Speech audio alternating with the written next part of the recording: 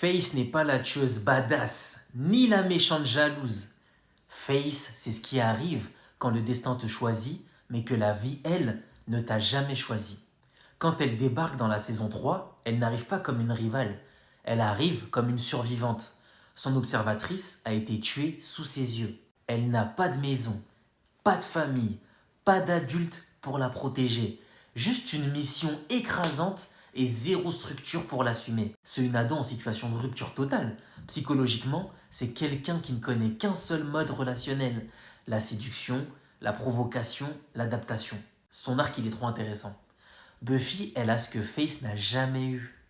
Un foyer, des amis, une mère, un adulte stable, un environnement, deux tueuses, mais pas du tout les mêmes chances. Le meurtre accidentel du maire adjoint.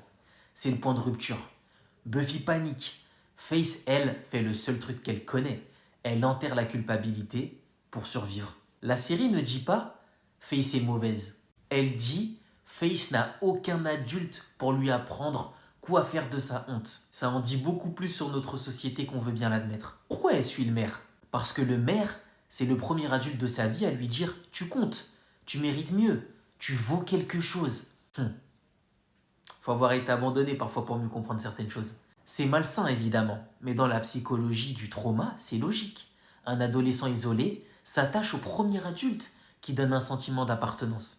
Le maire ne lui donne pas du pouvoir, il lui donne ce qu'elle n'a jamais eu, une place dans le monde. On dit Face est jalouse de Buffy. Factuellement, Face envie son entourage, pas ses pouvoirs ni ses capacités. Quand Face poignarde Angel, c'est pas de la cruauté, c'est un appel à l'existence.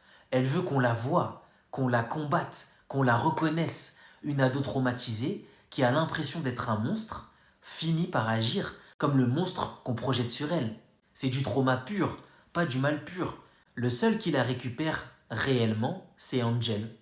Parce qu'il connaît la spirale, culpabilité, violence, haine de soi, isolement. La scène où elle craque dans Angel est l'un des meilleurs moments d'écriture du Buffyverse. Faut dire les termes. Face demande la punition, pas le pardon. Et Angel lui donne ce qu'elle n'a jamais eu, un espace pour s'effondrer sans être détruite. C'est là qu'elle commence sa vraie reconstruction. À la saison 7, elle n'est plus la fille perdue. Elle est brisée, oui, mais lucide. Elle se met en retrait quand Buffy lui dit « Tu n'es pas faite pour mener ». Elle accepte. Pas parce qu'elle est faible, parce qu'elle a enfin compris la différence entre le pouvoir et la valeur. Elle devient la seule à parler à Buffy sans complexe de hiérarchie. Merci à vous tous, on se retrouve sur YouTube pour les vidéos long format. Le lien est disponible en bio.